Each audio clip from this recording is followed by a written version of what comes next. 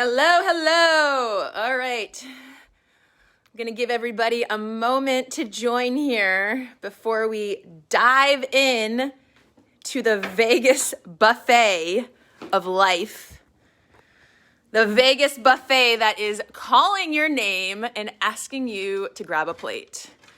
So you're joining me live. I am about to hop out the window to my new spot on the roof where I actually really enjoy connecting with you because, it's a breath. I can't even speak. It is a breath of fresh air, which we could all use. So I'm gonna be jumping out there, but bear with me because I'm also putting on these shoes. Does anyone remember, have a pair of shoes they just can't give up? Because they just, either they're so comfy or they just make you feel good. That's these. They are so torn. Look at, they flap. These are from college. I can't give them up because I don't think I'll ever find them again. I mean, how awesome are they? They're like shoe boots. All right, so I'm throwing those on. I also, in the opposite vein, have so many things that I actually should get rid of.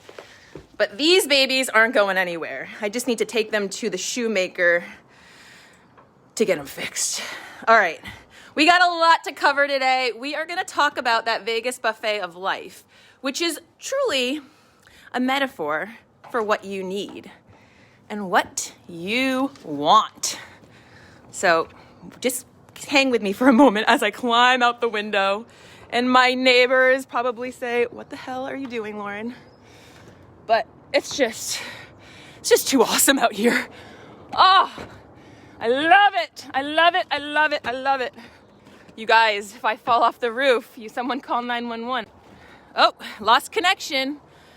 All right, now that I'm here, now that I'm on the roof, let's talk. So, the Vegas buffet, who knows who's been to one or knows that feeling when you pull up to the buffet and you're like, so many options, I don't even know where to begin. And who knows that feeling, if you're feeling this in your life right now, of I don't even know what I want. Are you feeling in your life, I'm lost, I'm confused, I don't know why I'm in this circumstance, I don't know why my life is happening to me this way. Waving to a neighbor. If that's you, then you really need the Vegas buffet because you don't know what you want until you grab that plate and you start trying, right? And who remembers when they were maybe a kid, they go up to the buffet and, your mom or your dad would be like, "Oh, no, you don't want those. You're not going to like that, Susie. Oh, no, you're not going to like that either. But you do want this." Why are so many people in our lives trying to tell us what we want and what we don't want? More importantly, why are you believing them? Why are you believing that they know what you want and what you don't? So here's the funny thing. We are so conditioned to know what we don't like. That's actually easier to find. It's you could look at, if you were looking at 20 images, you could really quickly probably pick out what you don't like. But when we have to think about what we do like, we struggle. We really struggle with that. And so I'm using this metaphor of the buffet is sometimes you gotta go out of your comfort zone. And when it's an all-you-can-eat buffet and you know what, if I don't like it, I can just toss it and I'm not gonna feel guilty about it. You start trying things more, right? That's a real bummer when your signal goes out on Wi-Fi. Maybe I can't be up here as much doing live videos. Might not work for me. Might not work for you. All right, so what I was saying is we don't know what we want until we've tried, until we've sampled enough things maybe that we don't like. But as we do, and as we get out of our comfort zone, and as you try things, you naturally learn what it is you do like. It's cold up here. I brought a blanket. Woo. So maybe what you need is something sweet, something indulgent, something that just, maybe that's what your life is craving right now. Or maybe it's something like a little bit spicier. Or it could be, you know, those asparagus that like, those steamed asparagus that are on the buffet and you're like, I don't want those. But they're simple, they're clean, they make you feel good. I don't know. I don't know. And you won't know until you try. Like, how many times are you judging, like, oh no, I would never try, I would never do the corn dog, like those are gross. Really? Is that because you put a judgment on the corn dog already before you've tried it? Or the frog legs or the caviar? How much are you limiting of yourself just because you think you know what you want, but you haven't really tried what you want? And until you get out of that comfort zone, you won't know. So, let's bring this to dating. Let's bring this to some real life experiences. When I was thinking about this, I was thinking of my mom. So my parents got divorced, it's been like 15 years now, I think. I was out of college, but when she was ready, she went back on the dating scene. And this woman, oh my gosh, for those of you that have seen my mom, she's a beautiful lady, and she will open her mind. Like, she's willing to try and experiment and keep an open mind. So she, at first she was trying to go after what she thought she wanted, right? So it's going to be an educated man, that has a very secure job, financially stable, good looking, like all these things. And then it wasn't working for her. She just was not feeling it, finding it. So she removed the filters. And she decided, you know what? I'm going to try dating a truck driver. Which, gosh, if her parents knew that, even at the age she was, 60 years old at the time, they would judge her. But she decided to go and give this guy a chance. And what was so interesting, spoiler alert, they're not together, but what was so interesting is that she learned what she wants and what she doesn't want. What she wanted was a man who did listen and talk and ask her questions. And this man did that for her. What she didn't want was a man who didn't quite speak grammatically correct. I mean, for better or worse, it was something, that didn't quite jive with her. And so when I got into the dating world, I had this similar situation of, at first thinking, okay, what's my ideal man? And putting all this stuff down on paper, thinking I know what I want. And then I said, screw it. I'm opening up the filters. I'm going to really see what's out there.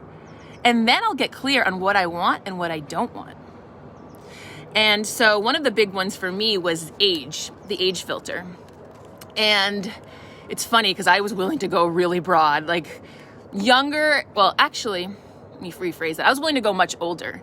I wasn't really willing to go much younger because I didn't want a fifth child. I'm like, the last thing I need right now is to take care of another man who is trying to figure out his way and trying to grow up. So I put my filters, like maybe I think up to like 20 years older than me. And that was kind of the age range that I started to date. And people asked me, oh my gosh, Lauren, like, what are you doing? A few of my friends were like, you do realize that when you're 50 years old, this person's going to be like 70. And I said, yeah. And you do realize that I married a man that was only 5 months older than me. And look where that left me. And they're like, good point. We don't know what the future holds. So, you got to stop projecting, I want to do this because this will happen in the future, and start living in the present. Start living with what works for you right now and what feels good and what feels right. And the only way you figure out what feels right and what you really want is by getting that plate and sampling some things on the Vegas buffet. And as you do that, you will learn, if you're paying attention to what you like and what you don't want. Another interesting thing for me when I was feeling, really in that moment of where am I going? What am I doing next? Really questioning, why is this happening to me right now? When my ex first left me, that was a big question weighing on my mind. Why? Why me? Why is this happening now? What's the big takeaway? And so rather than spinning in place and just asking why, I started doing things and experimenting. And one of them was to go to church. I hadn't been to church in years, really. And I didn't have my kids every Sunday, like some Sundays. So I thought, well, I can do this and I can actually listen. And here's what I learned. I learned by doing something that I wouldn't have normally or hadn't been doing, that what I really enjoyed about church was a few things. One of them was connection. I loved the ability that if I wanted to talk to people, they were there to talk to me. They were there to listen to me. But I also liked the option that I didn't have to talk to anyone and I could just listen and be quiet and take in what was being said. So I didn't feel the need to have to be a certain way. I could actually listen to what I needed and it was there for me. The other thing that I learned was I really am a spiritual person. The messages that they talk about in church on a broad scale really resonate with me.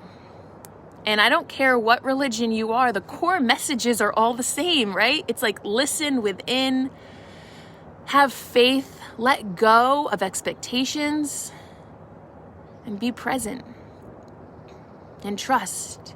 And when we do that, when we have faith and we let go and we stay present, we feel more alive, we feel more energized. So your call to action from this, if you're still with me here, your call to action is to start sampling from that Vegas buffet. Really start putting yourself out there and doing something different. So I chose this fun hat to wear today. I don't really wear hats, but I thought, you know what? I'm kind of going to try this today. See the new look. See how I feel about it. Try something that you wouldn't normally do. I don't care if it's food. I don't care if it's music. I don't care if it's stepping outside and doing a new type of exercise. Something. Start getting clear on what it is you want. Start getting clear on what it is you don't like. And as you do that, you'll start getting clear of who you want to spend your time with and who you don't. And it's your choice.